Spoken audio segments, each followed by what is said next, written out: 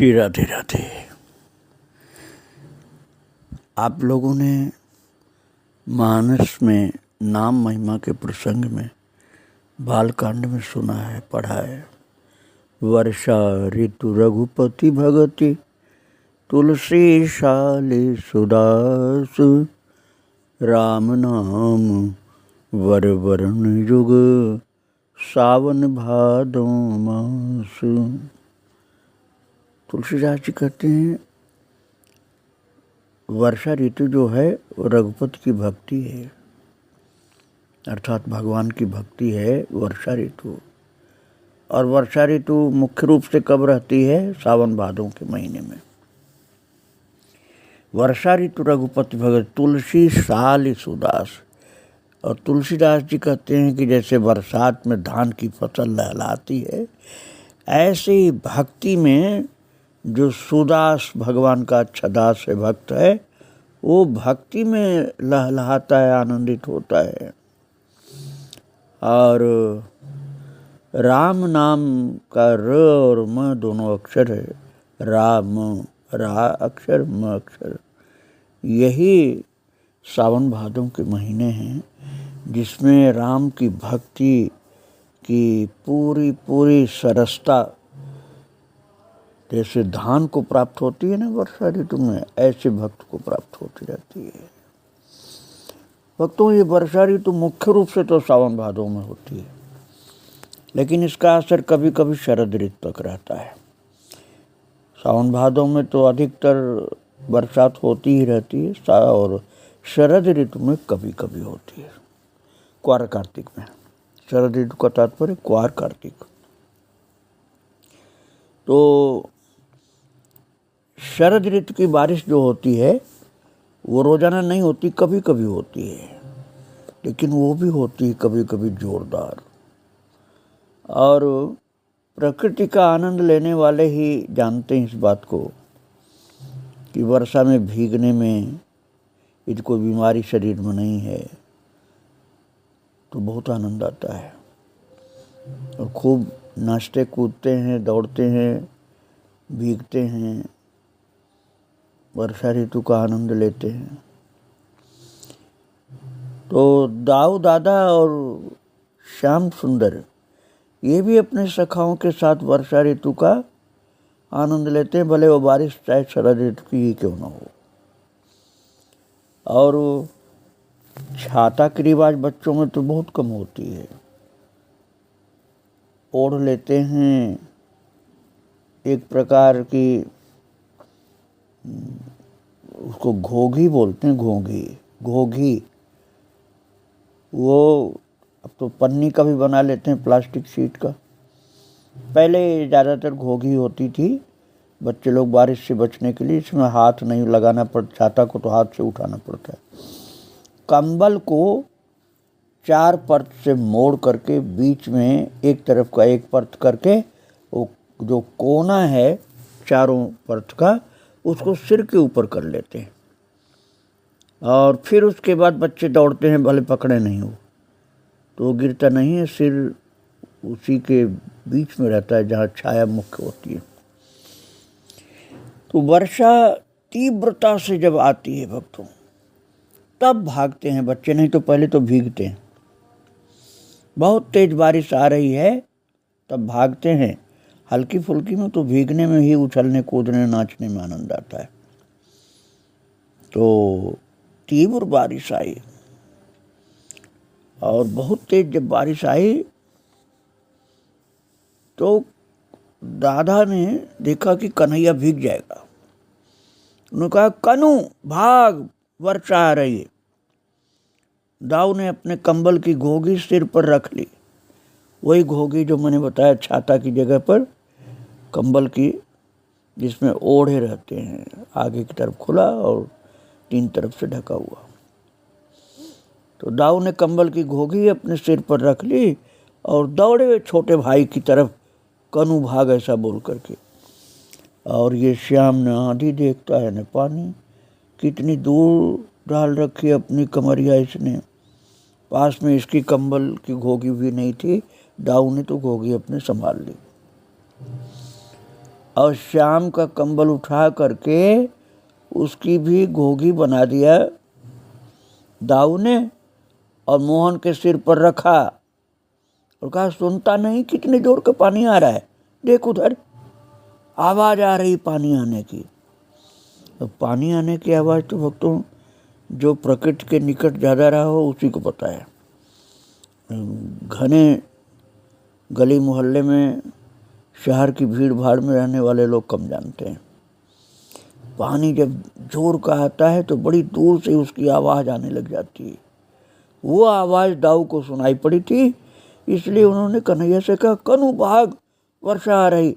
और दौड़ करके कन्हैया का कंबल मोड़ करके घोगी बना के सिर पर उसके रख दिया और खुद अपनी घोगी ओढ़ ली है। और अब दृष्टि गई कृष्णचंद्र की बारिश की ओर। बोला, अरे सचमुच पानी तो बड़ी जोर से आ रहा है, बड़ी भारी हरहराहट है। कितना जोर से हरहराहट पानी की आ रही आवाज़। अब तो आंधी भी आ गई और वृक्षों की शाखाएं झकोरे लेने लगी हैं, जोर से पूरा वृक्ष हिल रहा है और लताएं झकझोर उठी हैं। गाय पूंछ उठा करके हम्मा हम्मा करती हुई दौड़ी जा रही हैं। और एक गाय देख भांडीर बट की ओर और वन पशु भी भागे आ रहे हैं, नील गाय और हिरन आदि, वो भी वर्षा में भाग रहे हैं। और तब तक कन्हैया ने कहा, भाग दादा भाग। अब मोहन बड़े भाई का हाथ पकड़ करके भागने लगा। काले कंबल की घोगी ओढ़े ये दोनों भाई दौड़ते जा रहे हैं और गोप कुमार गायों को भगाए भगाए आगे आगे थोड़ी दूर निकल गए हैं। दादा गुफा में चल। भक्तों, गुफा भी इन लोगों के खेल की जगह होती थी, तो इसलिए कन्हैया ने कहा, दादा अब घर थोड़े ही पहुंच जाएंगे इतने जल्दी, हम लोग गुफा में चलते हैं। और ये शरद ऋतु की वर्षा, अभी कुछ क्षण पूर्व धूप निकल रही थी, पता नहीं किधर से मेघ का एक खंड आ गया और देखते देखते बड़ा हो गया वो बादल और पड़ पड़ पड़ पड़ पड़ पड़ बड़ी बड़ी बूंदें गिरने लगी हैं। तीव्र वायु के वेग में तिरछी होकर के, आकाश से सीधी बूंद नहीं रही, तिरछी बूंदें, हवा भी चल रही ना, इसलिए अब राम श्याम भागे जा रहे हैं घोगी ओढ़े। अब देखो कैसे भागे जा रहे हैं, पीछे से देखो चाहे आगे से देखो, और उनका पूरा शरीर छिपा है काले कंबलों के नीचे। कभी कभी इधर उधर होता है, कभी उनके चरण दिखते हैं, कभी दोनों की किलकारी हंसी सुनाई पड़ जाती है। और हरी हरी दूब घास से आच्छादित जल से आर्द्र भूमि पर दोनों के लाल लाल चरण बड़ी शीघ्रता से पड़ रहे हैं। और महाराज गुफा में पहुंच करके दोनों ने तब घूमकर बाहर की ओर देखा। कन्हैया ने कहा, दादा। और श्याम के मुख पर प्रसन्नता है, एक भाव है, हम कैसे भाग करके आ गए। हाँ, तेज बारिश में ज़्यादा भीग नहीं पाए हम लोग, घोगी के नीचे भी, और जोर से हम भागते आए ना, देख हम कैसे भाग के आ गए। और महाराज उनके कुंचित केशों में जो बारिश की बूंदें पड़ी थी ना, ऐसे जैसे हीरे की कणी चमचमा रही हो, ऐसे बारिश की बूंदें जल के कुछ सीकर कुंचित केशों में उलझ से रहे हैं। और कन्हैया कभी हाथ से उनको, कभी सिर हिला करके उनको झटक रहा है। और वो भी एक अद्भुत शोभा है, जल की बूंदों से श्रृंगार हो गया है कुंचित केशों का, जैसे हीरा के कण लटका दिए गए हैं हर बाल पर। और हवा भी जोर के है ना, आंधी पानी के साथ साथ, इसलिए गुफा में कुछ दूर तक बौछार की बूंदें आ रही हैं। गुफा में घुसे जरूर हैं, लेकिन बौछार की बूंद आ रही है और कह रहे हैं बड़ी शीतल है ये तो। और अपना एक हाथ बढ़ा करके श्याम ने हाथ पर बूंदें ली और फिर खींच ले हाथ को, अरे बहुत ठंडी है। अब दाऊ ने कहा तू हाथ क्यों भिगाता है अपना। दाऊ ने छोटे भाई का हाथ पकड़ करके खींच लिया पूरा अपनी ओर, और श्याम को अपने पास समेट लिया। और फिर बोला कितनी ठंड है, देखता है बहुत ठंड है। बाहर वृक्षों की शाखाएं झूम रही हैं। आंधी की झोंक में लताएं झुकी पड़ती हैं, शाखाएं झूम रही हैं और लताएं झुकी पड़ रही हैं, और बड़ी बड़ी बूंदें पड़ रही हैं। अब पृथ्वी पर अब जल बहना चाहता है, क्योंकि अब तो बारिश ज़्यादा होने लगी। तो अब तक तो बूंद ही बूंद थी, अब पृथ्वी पर जल बहना बिल्कुल चाहता, तैयार हो गया बहने के लिए। इतना पानी जमीन पर आ गया है। और दूर भांडीर वट के नीचे गायों एवं गोप कुमारों का समूह एकत्र हो गया। विशाल वट वृक्ष के नीचे छाया में गुफा में, कंबलों में गुफा में लिपटे कुछ लोग हैं, जैसे कृष्ण बलराम हैं, कुछ सखा, लेकिन ज़्यादा तो फिर भांडीर वट के नीचे ही खड़े हैं, गैया भी और गोप कुमार भी। अब केवल वो अपना मुंह खोले हैं बस कंबलों में लिपटे हुए, क्योंकि हवा बड़ी ठंडी चल रही है। ब्रज में सीरी बोलते, सीरी हवा चल रही है, एकदम सीरी। और पानी का भी बौछार खूब पड़ा है। महाराज कन्हई बीच बीच में ताली बजा के खुश होकर उछल पड़ता है, वो कहता है दादा किसी वृक्ष का हिलना और किसी वृक्ष को भागना देख। ऐसे कोई जोर से पशु भगा न भीगता हुआ तो कन्हैया उंगली उठा के दिखाता था, दादा देख कैसे भाग रहा है वो हिरन। और जोर से वृक्ष झुका पड़ रहा है आंधी के झोंके में। वृक्ष के ऊपरी हिस्सा बहुत नीचे तक आ जाता, फिर दूसरी तरफ जाता है, फिर लताएं झकझोरा खाती हैं। जो कन्हैया का खुश होकर के दिखा रहा, दादा देख कितना सुंदर, कितनी हवा चल रही। दाऊद अपने अनुज को समेट लेना चाहता है कंबल में, बोला ए तू हाथ बाहर मत निकाल, बार बार भिगा लेता है हाथ, तू ठंडा पानी है बिल्कुल, ये बरसात का नहीं शरद ऋतु का है ये जल। और देख कितनी ठंड है, पर ये चंचल जब माने तब तो बार बार हाथ में पानी लेने लग जाता है। सिर तो बचा लिया है घोंघी में, लेकिन अपना ये सिर बचा करके भी हाथ तो बाहर निकाल लेता है। और महाराज इस तरह से बारिश का आनंद ले रहे हैं लोग। और भक्तों ये लोग गाय चराने जाते हैं तो कोई छाता लेके थोड़े जाते हैं, बस कमरिया रहती है, कमरिया अपने अपने उसी की घोंघी बन गई। आधी पानी आ गया तो, नहीं तो ऐसे ही दौड़ते रहते हैं। खेल कूद उछल कूद सखाओं का, ये सखा भाव का रस है ना, ऐसा इनके अंदर प्रेम है सखा भाव का कि उसी के द्वारा उपासना करते हैं, रसोपासना, अर्थात एक दूसरे को आनंदित करते रहते हैं। इसके लिए तो भाई सखा बनना पड़ता है, तभी आनंद मिलता है। और खूब उछल कूद दौड़ धूप और घोंघी में बारिश को देखना, हाथ से ठंडा पानी लेना, ये सब करते रहे, कोई गुफा में, कोई वट वृक्ष के नीचे। और इस तरह से बहुत देर तक आनंद लेते रहे। जब बारिश बंद हुई, शाम होने को ही, तब गैया ले करके गाँव भागे। अब आप दूरी मत समझना कि नंदगांव कितनी दूर है और भांडीर वट कितनी दूर है, आप किलोमीटर मत नापने लग जाना। कन्हैया की लीला में किलोमीटर नहीं रहता है, सब कुछ पास में है, कितनी दूर हो चाहे। और वो इच्छा अनुसार दूरी बढ़ जाती है और समाप्त भी हो जाती है दूरी। जब चाहे जहाँ पहुँच जाते हैं। बच्चों को पता भी नहीं चलता कि हम कितनी दूर चले आए, कब बरसाना पहुँच गए, कब नंदगांव पहुँच गए, कब वृंदावन में हैं, कब यमुना जी पर, कब भांडीर वट पहुँच गए, ये उनको बिल्कुल पता नहीं चलता है। ये योग माया ठाकुर जी की लीला करती रहती भक्तों। और इस प्रकार से दौड़ उछल कूद करते करते ये लोग गैया को लिए हुए घर पहुंच गए।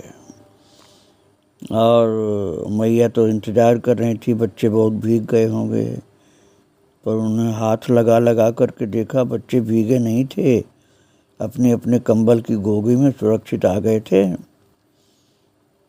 बस थोड़ा थोड़ा चरण भीगा था, हल्की फुहार पड़ी थी। तो मैया ने हाथ से पूछा माथे पर, केस तो नहीं भीगे? नहीं, कहीं नहीं भीगा, चिंता मत कर तू। और लाला ने मैया की बात बदल दी भीगने वाली। कहा मैया, आज वन में मुझे तो लंगूरों ने घेर लिया था, लंगूरों ने घेर ही लिया था मुझको मैया।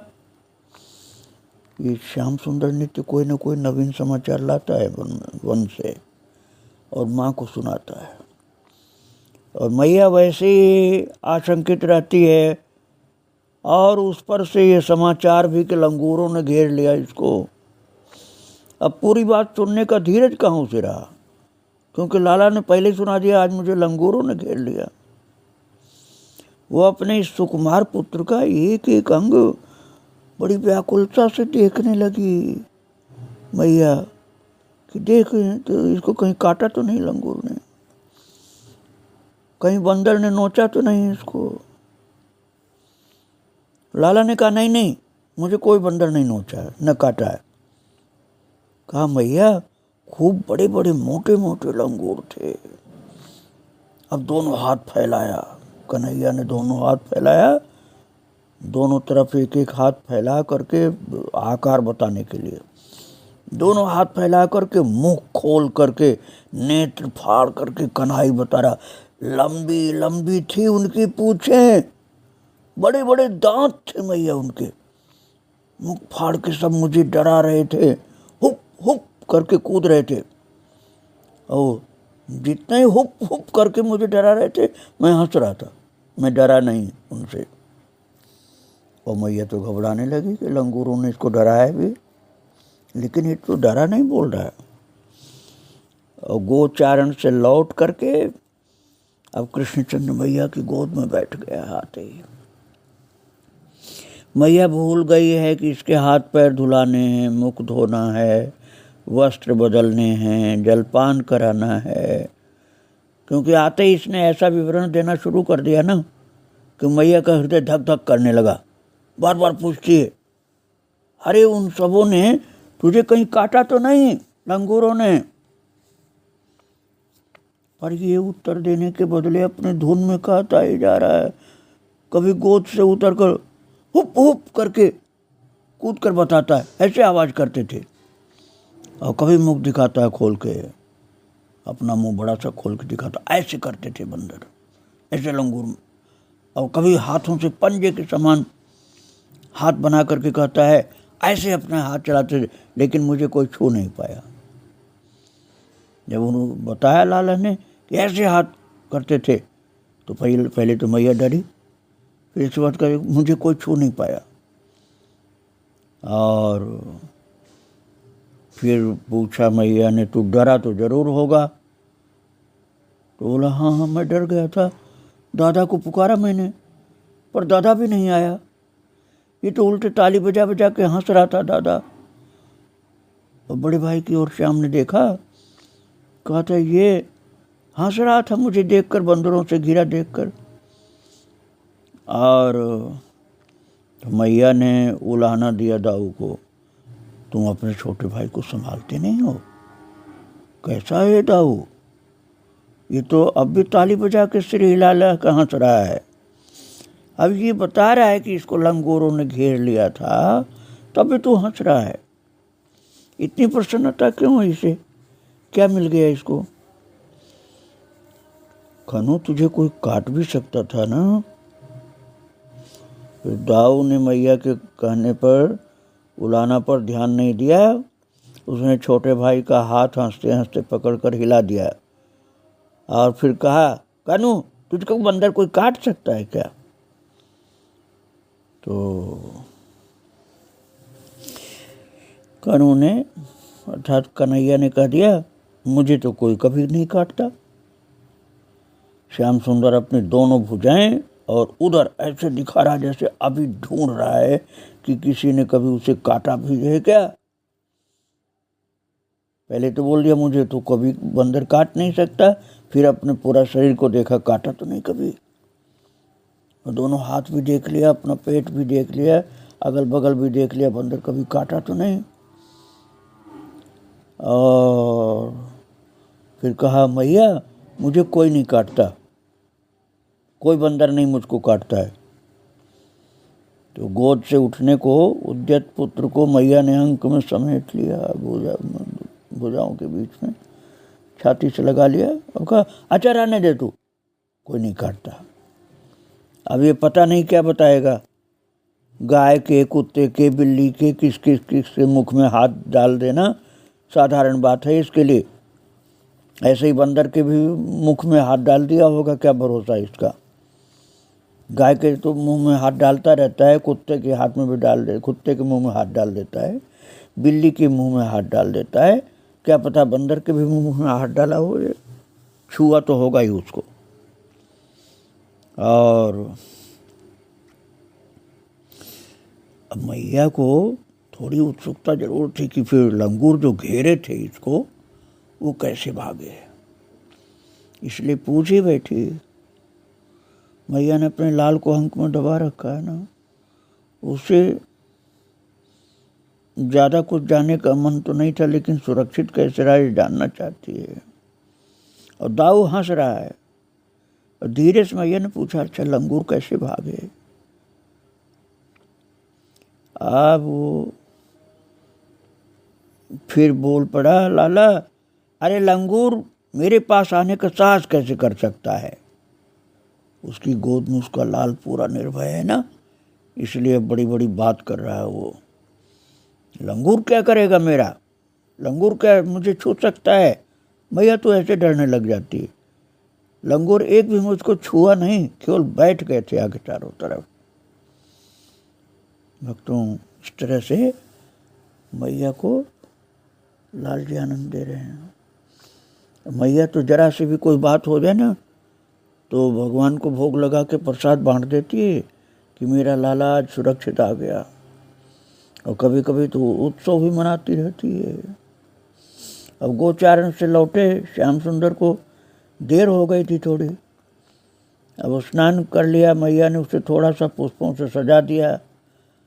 अब घर आए सखाओं ने बातचीत शुरू की, तो पता नहीं क्या क्या बातें कर रहा है, वन की बातें, गोचारण की बातें। और माता रोहिणी की गोद में फिर सहसा आके बैठ गया और उनकी कंठ में दोनों भुजाएं डालकर बड़े भाव से पूछने लगा, बात करने लगा। और भक्तों उत्सव मनाना, खेल कूद करना और राम जी का नाम गा कर के उछल कूद करना, कभी रामलीला करना, ये सब कृष्ण और बलराम और उनके सखाओं का सहज कौतुक होता है, खेल इनका होता है। हर उत्सव कुछ न कुछ तो बच्चे भी मनाते हैं, कुछ घर में भी मनाया जाता है। जैसे अनंत चतुर्दशी का उत्सव तो दिन में होता है, तो ब्रजराज नंद बाबा, यशोदा मैया बड़े प्यार से उत्सव करके कहती, बेटा भगवान का पूजन कर लिया, देख नारायण भगवान की पूजा कर। कभी सीताराम जी की पूजा, कभी नारायण भगवान की पूजा, कभी शिव जी की पूजा, ये सब कराती हैं। मेरे लाला को आशीर्वाद मिले इन लोगों का। इनके बहुत उद्यमी है ना, जंगल में बहुत कूदता है, इसके ऊपर इन सब लोगों का आशीर्वाद बना रहेगा तो सुरक्षित रहेगा। और खूब उत्सव में उछल कूद, देवी देवताओं का पूजन, नृत्य गान, ये सब चलता है। और मैया सब देवी देवताओं से आशीर्वाद लेती है अपने लाल के लिए। हनुमान जी का भी आशीर्वाद लेती है, सीताराम जी का भी, शिव जी का भी, नारायण भगवान का भी। और सबका तिलक प्रसाद के रूप में लेकर के लगा देती है और फिर अपने छाती से चिपका के कहती मेरे लाला को किसी की नज़र न लगे, सबका आशीर्वाद मिले। बहुत प्यार से प्रसाद अपने हाथ से खिलाती है और बच्चों को निर्भय बनाती है। उत्सव में दिव्य दिव्य आशीर्वाद प्रदान करती है। उत्सव की बात मैं आपको और सुनाऊंगा भक्तों। आज तो कृष्ण बलराम सब सखाओं को प्रणाम करके, प्यार करके, दुलार करके, आशीर्वाद दे करके यहीं विराम दे रहा हूँ। श्री राधे राधे, जय श्री राधे राधे।